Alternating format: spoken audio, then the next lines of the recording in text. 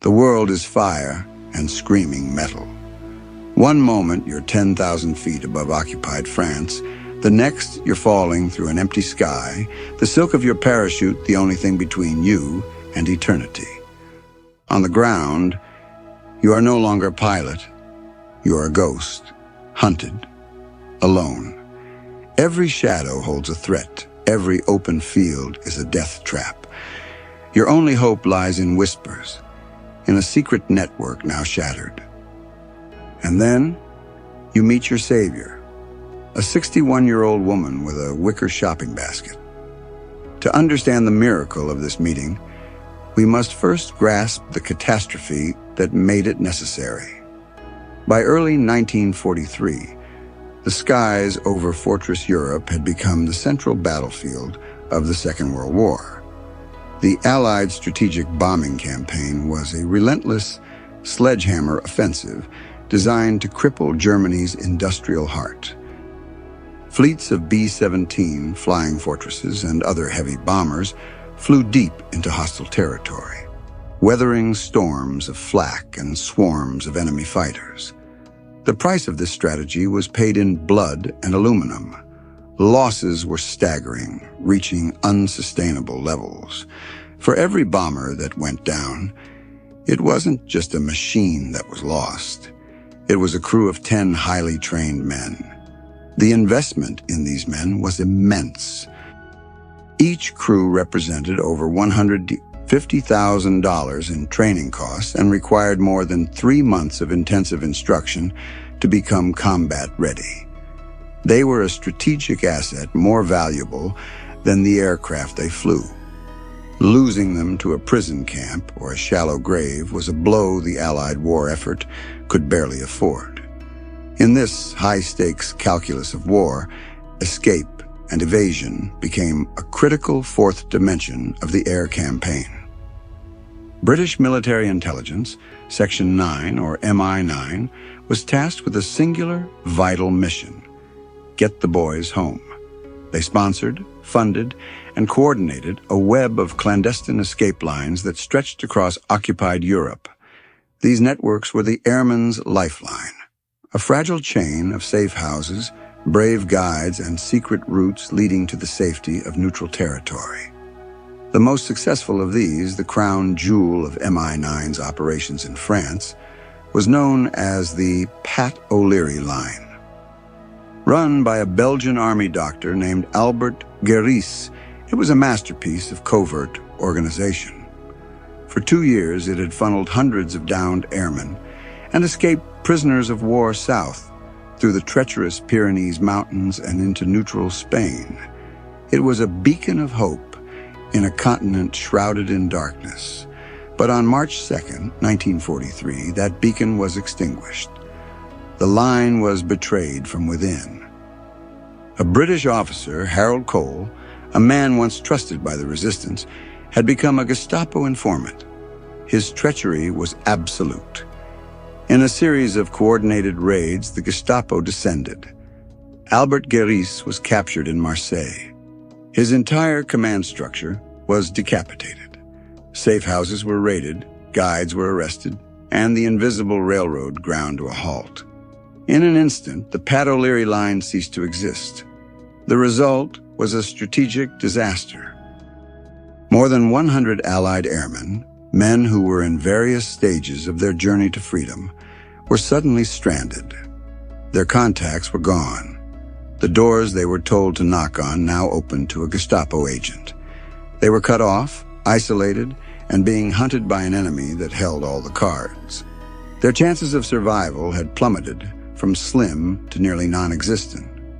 The city of Toulouse, a key hub for the now defunct network, became the epicenter of this crisis. It was a city of ghosts, filled with young men in borrowed civilian clothes, trying desperately to look inconspicuous, while their American and British accents marked them for death. They were trapped behind enemy lines, with the clock ticking towards their inevitable discovery. In this vacuum of chaos and fear, the official organized resistance had no answers. The system had failed. The professionals had been caught. The question hanging in the suffocating air of occupied France was simple and terrifying. Who was left to save them? The answer to that question would not come from a clandestine radio transmission from London, nor from a hardened Maquis fighter parachuted into the countryside. It came from an apartment in the heart of Toulouse, and from a woman the Gestapo would have dismissed at a single glance. Her name was Marie-Louise Desard. She was 61 years old, a dressmaker by trade, a figure who seemed to belong to a quieter, gentler era. She possessed no military training, no experience in espionage, no background in the dark arts of subterfuge. Her world was meant to be one of fabric, thread, and the gentle hum of a sewing machine. But in the maelstrom of 1943, she would become one of the Third Reich's most effective and improbable adversaries. While the remnants of organized resistance were still reeling from the shock of the O'Leary Line's collapse, Desard saw not a strategic setback, but a human crisis unfolding on her doorstep.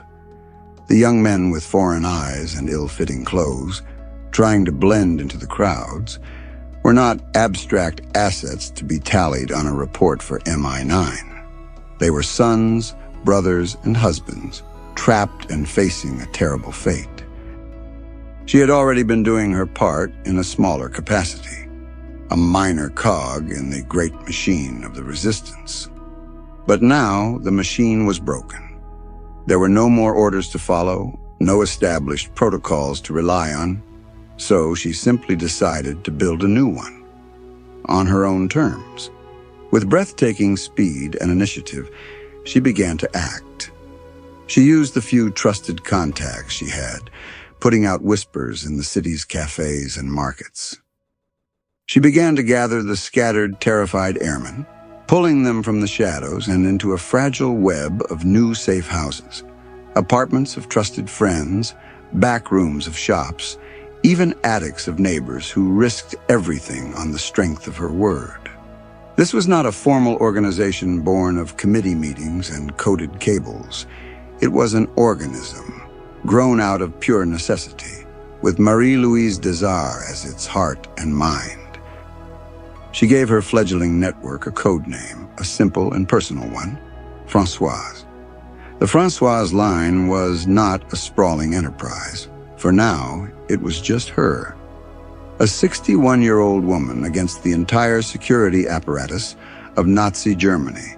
Her audacity was staggering, best exemplified by her choice of headquarters. The Gestapo in Toulouse were not some distant, abstract threat.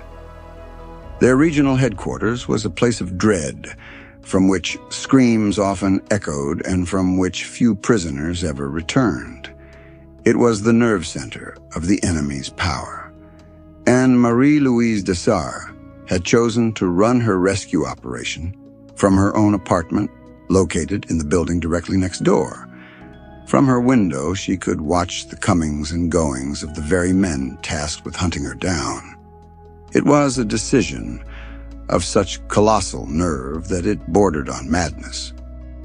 Or perhaps it was the first sign of a unique and brilliant strategy.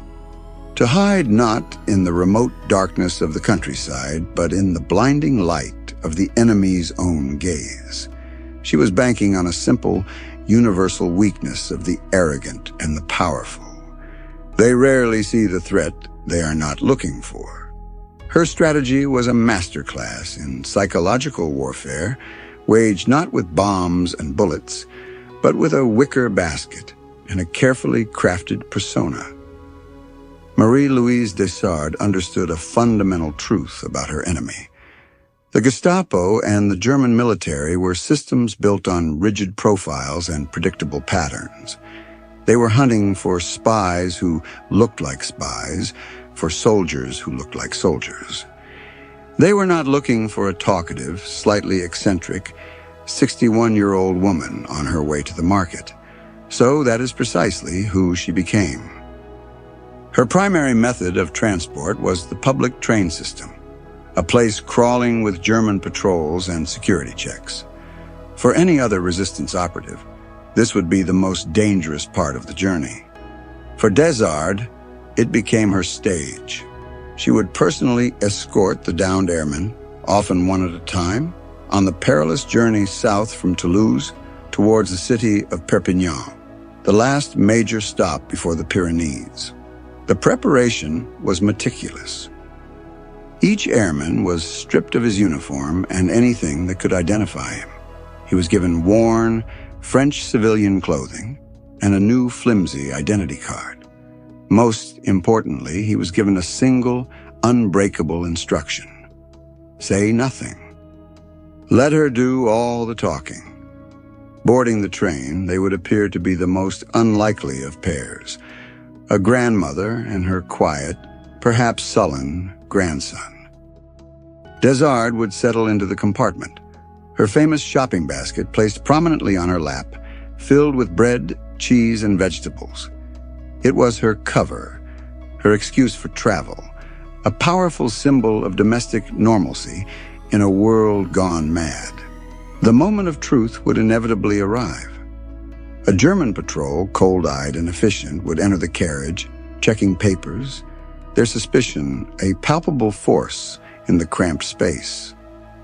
As they approached, the airman's heart would pound, his training screaming at him to fight or flee. But Marie-Louise would do the opposite of what any hunted person would do. She wouldn't shrink or try to be invisible. She would launch a preemptive strike of sheer, unadulterated chatter. She would complain to the soldiers in rapid-fire, heavily accented French about the war, about the difficulty of finding good produce, about her aching feet, about the rudeness of the youth. She transformed herself from a person of interest into a common nuisance. To the German soldiers trained to look for the tells of a liar, nervousness, averted eyes, hesitant speech, she was an unsolvable puzzle. She was an avalanche of irrelevant information. They were professional hunters, but their prey was supposed to act like prey. This one was simply an annoying old civilian. More often than not, they would glance at her papers, wave her off with exasperation, and move on, eager to escape the verbal torrent. They would barely spare a look for the quiet young man beside her, dismissed as the unfortunate grandson dragged along on an errand. In these moments, Marie-Louise Desard weaponized a stereotype. She used the enemy's own dismissive view of her age and gender as a form of camouflage. She was hiding in plain sight, protected by a cloak of perceived insignificance. It was an act of incredible bravery, repeated dozens of times, a tightrope walk over a chasm of certain death, performed with the casual air of a woman complaining about the price of eggs. While Desard's methods were proving remarkably effective on the ground, they were causing ripples of confusion and skepticism hundreds of miles away in London. MI9 was in crisis mode. The destruction of the Pat O'Leary line had torn a gaping hole in their European operations, and they were scrambling to rebuild. When whispers of the Françoise line first reached them, they were met with disbelief. The reports were baffling. The network was being run by a civilian, a woman with no official training, from an apartment next to Gestapo headquarters, who was personally escorting airmen on public transport. To the rigid, hierarchical world of British military intelligence, it sounded like amateurish insanity, a disaster waiting to happen. The resistance in France was a landscape of competing factions, jealousies, and deeply held political ideologies.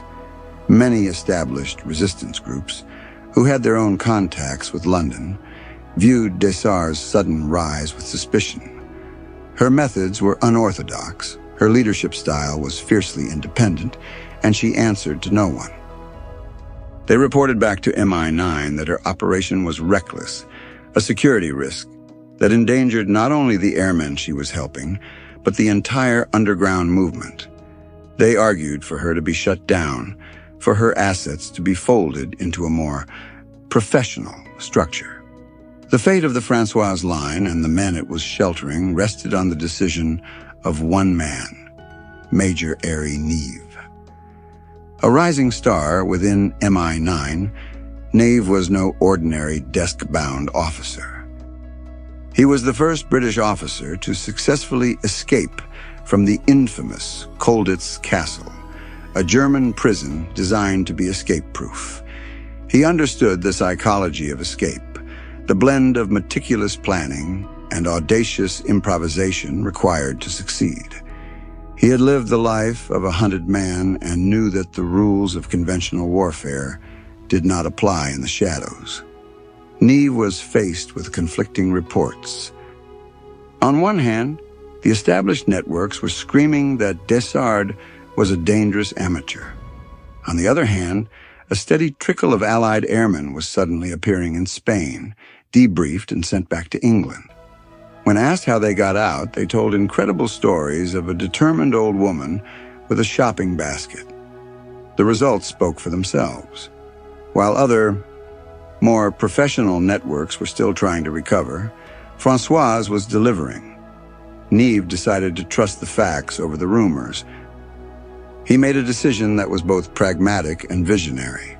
He bypassed the established resistance channels and sent a message directly to Marie-Louise Desard. He would not try to control her or force her into a pre-existing mold.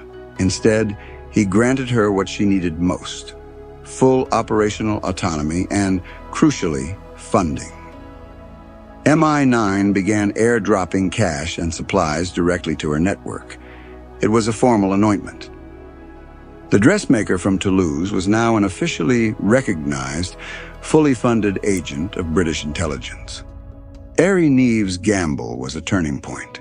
It legitimized Desard's work and gave her the resources to expand. She could now pay her guides, secure more safe houses, and bribe officials when necessary. The Françoise line was no longer a one-woman act of defiance. It was evolving into a sophisticated and resilient escape network, all while retaining the unique, unconventional spirit of its founder. With the official backing of MI9, the Françoise line transformed from an improvised emergency measure into a highly efficient evacuation machine. Between March of 1943 and the liberation of Toulouse in August of 1944, the network became a beacon of hope for Allied air crews across southern France. The operational tempo was relentless. An airman would be shot down, evade capture on the ground, and eventually be directed by a local sympathizer into the waiting arms of the network. From there, a carefully orchestrated process would begin, a human conveyor belt to freedom, with Marie-Louise Desard overseeing every critical step. The journey was a gauntlet of constant danger. After being sheltered in Toulouse, the men were moved south to Perpignan. This leg of the trip, often on the trains personally chaperoned by Desard, remained the most psychologically taxing.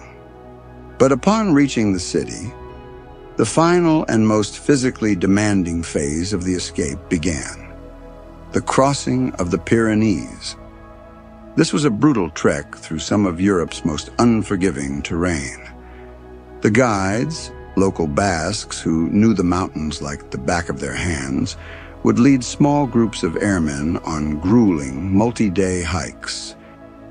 They moved only at night, scrambling over jagged rocks, wading through ice-cold streams, and battling exhaustion and exposure at high altitudes. German and Spanish border patrols were a constant threat, and a single misplaced step could send a man tumbling into a ravine or into the waiting arms of an enemy patrol. Yet despite the immense risks, the line held. From March 1943 to August 1944, over 250 Allied airmen successfully completed this perilous journey, a testament to the network's resilience and the courage of its members. One of those men was a brash young American P-51 Mustang pilot from West Virginia. In March of 1944, his plane was shot down over France. After evading capture, he was funneled into Desard's network. He was impatient, aggressive, and skeptical of the seemingly homespun operation. He didn't know it at the time, but the successful escape that Marie-Louise Desard arranged for him would have a profound impact on the future of aviation. That young pilot's name was Chuck Yeager, the same man who, just a few years later, would become the first human being to break the sound barrier. Had he been captured in 1944, had the Françoise line not existed or failed in its mission, one of the most significant milestones in modern history might have been delayed or achieved by someone else entirely. The rescue of a future icon like Yeager highlighted the strategic genius of Airey Neve's decision. Every man saved was not just a life returned, but a repository of invaluable skill and experience preserved for the Allied war effort. Combined with her work prior to the establishment of her own line, Marie-Louise Desard was personally responsible for helping over 700 Allied personnel escape the clutches of the Third Reich. It was an astonishing achievement, a number that rivaled the success of entire intelligence agencies, all orchestrated by a woman whom the enemy never even learned to look for. In August of 1944, the Allied armies that had landed in Normandy and Provence finally swept across France. The liberation of Toulouse marked the end of 4 long years of occupation and the end of the Françoise line's mission. The constant, gnawing fear that had been a daily companion for Desard and her operatives was replaced by the euphoric chaos of freedom. The invisible railroad no longer needed to run in the shadows. The hunters had become the hunted, and the Gestapo headquarters next to Desard's apartment was no longer a place of terror, but an abandoned monument to a defeated tyranny. In the aftermath of the war, the full scope of what Marie-Louise Desard had accomplished began to come to light. The Allied governments, once skeptical of her methods, now showered her with accolades. She was awarded the highest honors for civilian bravery, including the British George Medal and the American Medal of Freedom. She was hailed as a hero of the French resistance, a testament to the power of individual courage in the face of overwhelming evil. Yet, as the world celebrated, Desard herself retreated from the spotlight. She was a deeply private person who had not undertaken her perilous work for fame or recognition. She had done it because she believed it was the right thing to do, a simple human response to a profound injustice. She gave few interviews and resisted attempts to turn her story into a grand, sensational epic. To her, the quiet satisfaction of having saved so many lives was reward enough. She returned to her life as a dressmaker, the clatter of her sewing machine once again replacing the whispered codes and forged documents of her secret war. But while she sought anonymity, her legacy was being studied in the very intelligence communities that had once doubted her. Her success offered a powerful set of lessons for the new world of Cold War espionage. The Françoise line became a case study in unconventional warfare. Her technique of hiding in plain sight was revolutionary. It demonstrated that the most effective cover is not necessarily one of secrecy and stealth, but one of calculated, disarming openness. She had shown that an enemy's prejudices, their tendency to underestimate women, the elderly, the seemingly ordinary, could be turned against them and used as a devastatingly effective weapon. Her ability to build a robust and loyal network based on personal trust rather than rigid military hierarchy was also analyzed. She proved that motivation born from conviction could be more powerful than discipline born from fear. Her operatives weren't professional spies. They were shopkeepers, farmers, and priests who risked everything not for a paycheck, but because they believed in the cause, and more importantly, they believed in her. The story of the Françoise line is more than just a tale of wartime heroism. It is a profound lesson in the nature of power. It reveals that strength is not always found in the barrel of a gun or the authority of a uniform. Sometimes it is found in the quiet resolve of a single individual who refuses to be intimidated. Marie-Louise Desard never commanded an army or designed a weapon, but by leveraging her perceived weaknesses and turning them into her greatest strengths, she waged a war of her own and won a victory that saved hundreds and inspired generations. The pilots and air crews saved by the Françoise line returned to the war, their experience and skill a direct reinvestment into the Allied campaign. Men like Chuck Yeager would go on to push the boundaries of human achievement, their careers and contributions made possible by a perilous journey through the Pyrenees. Each rescued man represented a victory, not just in a tactical sense, but in a deeply human one. They were living proof that even in the darkest hours of a global conflict, the actions of a few determined individuals could tip the scales.